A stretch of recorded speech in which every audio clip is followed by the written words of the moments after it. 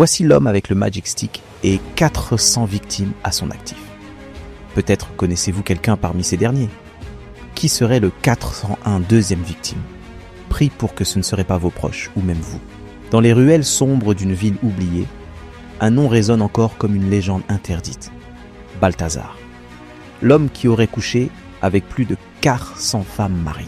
Chaque rencontre était un risque, mais aussi une victoire dans sa quête insatiable de conquêtes interdites.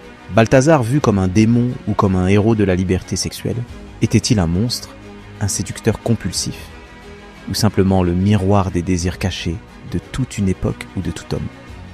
Balthazar, l'homme aux 400 amantes mariées, restera une énigme. On disait qu'il avait un charme irrésistible.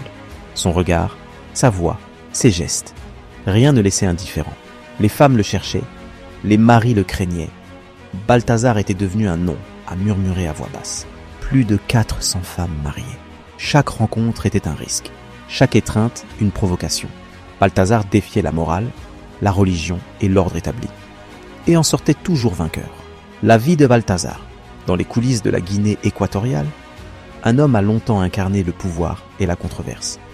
Voici l'histoire de Balthazar Ebang Ngonga. Né à Ebibeyin en 1947, Balthazar grandit dans une famille modeste, au cœur d'un pays en pleine mutation. Avec détermination, il s'impose dans l'appareil d'État.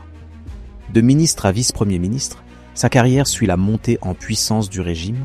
Derrière l'homme politique se cache aussi un père et un mari, partagés entre devoirs publics et vie privée.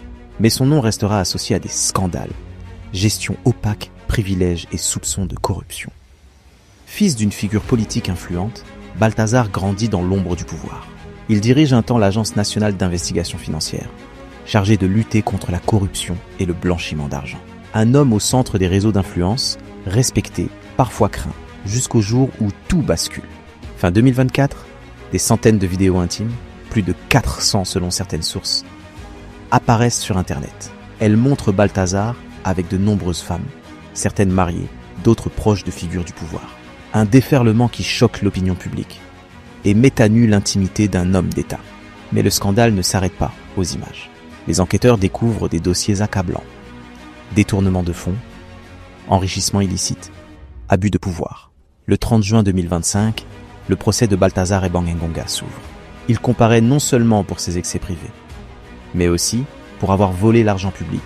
Le verdict tombe le 27 août 2025.